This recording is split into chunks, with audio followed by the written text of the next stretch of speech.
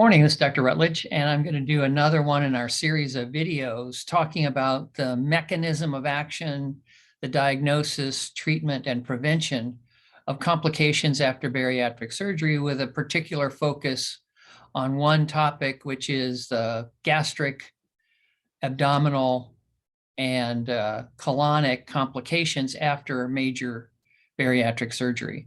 And what we've seen, as we talked about before, is sometimes we get malnutrition, we get diarrhea, nausea, vomiting, abdominal distension, bloating, etc. And the diagnosis has been in several cases of MGB that it's a case of too long a bypass. The BP limb is too long. And today we're going to talk about another topic which we think is more relevant, because we think that the misunderstanding that it's the length of the bypass causing the problem is incorrect. And what we'd like to talk about today is the gut and the bacteria, or the microbiome inside of us. So we're going to refer to a particular paper today. And so I'm going to share my screen now.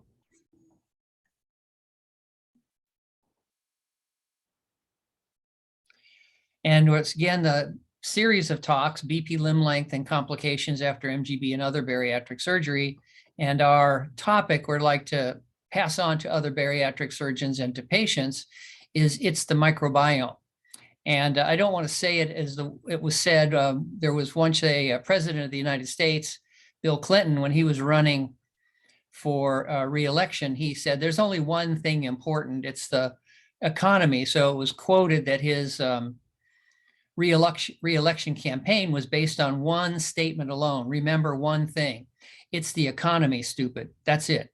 And my feeling about this topic is there's a lot of discussion about BP limb length and other things, but it's the microbiome, stupid. And that's not meant to be critical, but it means focus in on one important thing, and you're going to protect your patients, and the patients will kind of avoid complications if they can focus on the microbiome and dysbiosis problems. And so my opinion about these series of talks is that the world has changed. And bariatric surgeons who have focused on BP limb length, I think, might be wrong again. They were wrong when they criticized the mini gastric bypass when I first presented it, now after doing it the first time 25 years ago. And I think this focus on BP limb length is misplaced. BP limb length can set you up for these dysbioses, but it's a misunderstanding to say that, that when patients present with severe gastric and colonic abdominal symptoms, that it's the BP limb length that's the problem. So let's go forward from here, and let me set up my arrow for you and make it visible, and we'll go forward. So today we're going to go forward on our previous talk about BP limb length and gut dysbiosis, fecal microbiome transplant, and then say again, it's not the BP limb length, it's dysbiosis and not short bowel syndrome. And we'll talk more about that. But C. diff and intestinal symptoms after bariatric surgery. This is a recent publication published in 2020, and I'm going to talk about this particular study. The title is a high-fat, high-protein Atkins-type diet exacerbates Clostridium, that's the way I used to call it, but now it's Clostridioides difficile infection, whereas a high-carbohydrate diet protects. And it's got numerous co-authors, including Dr. Medford. Let me see if I can decrease this for a second. Okay, so a high-fat type diet worsens Clostridium difficile infection in this study. And they point out in the discussion to start off that Western diets and high-fat weight loss diets drive large changes in the gut microbiome. This has been widely demonstrated. And C. diff outcome and microbial community fed either one of two high-fat diets versus a high-carbohydrate diet or a standard diet is what they did. They said, look, there's lots of research that shows that the gut microbiome is affected by Western diets, high-fat, and various weight loss diets, including Atkins-type high-protein, high-fat diets. And this changes the gut bacteria that live inside of us. Clostridium difficile, or Clostridioides, but I'll call it the old one for a while. I hope you'll forgive me. This infection is a terrible, overwhelming, and potentially deadly infection, and it's grown rapidly in the recent time period, and there's different arguments about why that is. Some might say it's related to the extra use of antibiotics and potentially a change in our diet, increasing some foods and decreasing other healthier foods.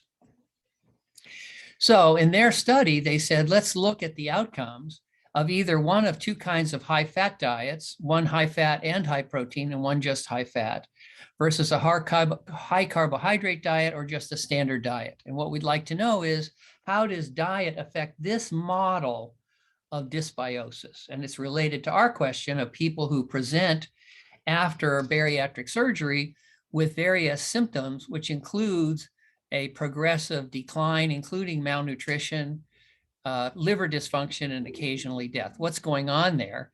And why is it that simply feeding those patients doesn't help them? And we'd like to suggest it's because of a misdiagnosis, misunderstanding, and mistreatment of the underlying problem. We'd like to suggest, in fact, that it's a dysbiosis that's being mischaracterized.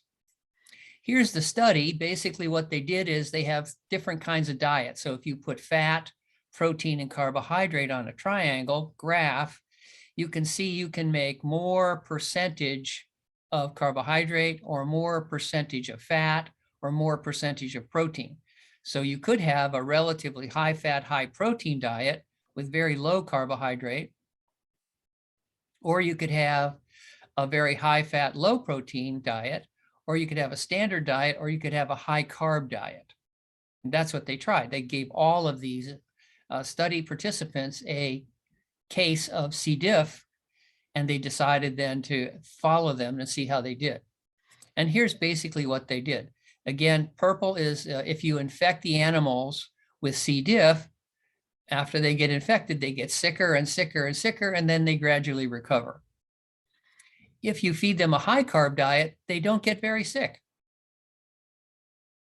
If you feed them a high fat, low protein diet, they get very, very sick, but gradually improve up until the end of the study. They're not better, but they do improve. And in the high fat and high protein diet, the red here, they get progressively worse, and all of the animals in this study died. So here we say again, control, they get sick, then get better, with some difference, not statistically significant. Low carb, they barely get sick. This is one of the animals that did get sick. A high fat, low protein diet, they get sick and recover-ish. They don't get back to normal. And in the animals eating a high fat, high protein diet, in other words, post-bariatric surgery, you often get your doctor telling you, eat a lot of protein. And a lot of high protein foods, almost all high protein foods are relatively high fat. So cheese, milk, meat, lunch meats, all of these foods, eggs, all of these foods are both high fat and high protein almost uniformly. And in this example, where bad bacteria was put in and a healthy diet could lead to recovery, and a low carb diet, or sorry, a low fat diet would lead to recovery and barely any severe illness. If you fed high fat foods or a high fat, high protein diet, it leads to much more severe changes and or even death if you have the high fat, high protein diet. And here's just a sample of survival. Everyone for control and low carb, a few deaths in the high fat, low protein, and every 100% death in those animals fed high protein, high fat. Okay, now that's the whole study. We're just going to say that a couple more times in a couple of different ways.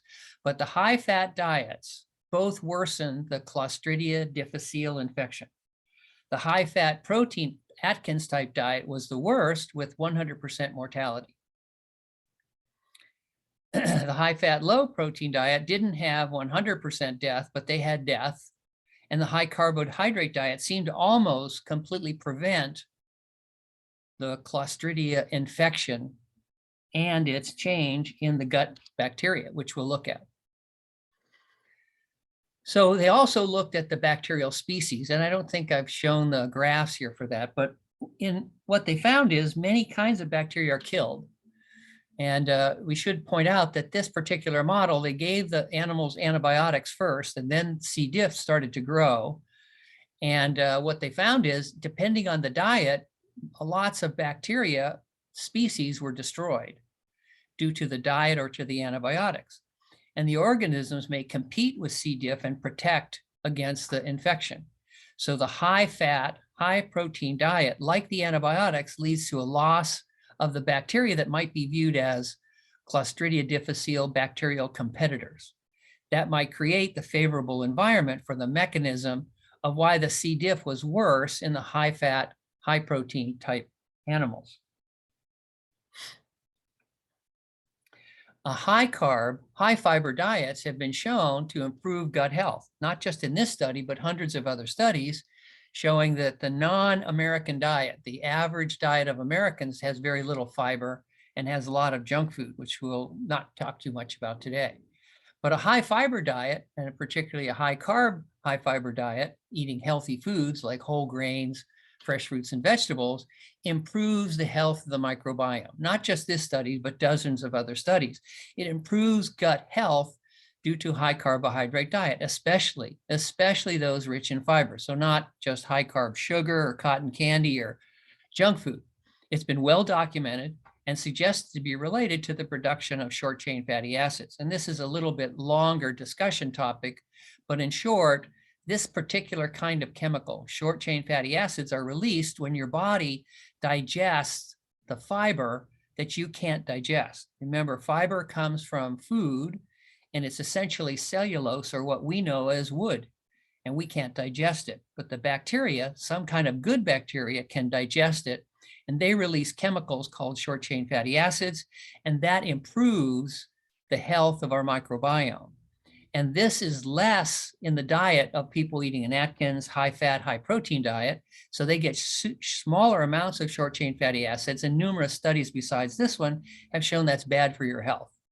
So not to be critical, but if you're a goofball trying to eat an Atkins or a keto or a paleo diet, you're going to have less fiber in general and have more bacteria that are unhealthy, and you'll have less short chain fatty acids. And short chain fatty acids have a lot of other healthy effects on the body, which I will not be going into today, but probably will in some of the future videos.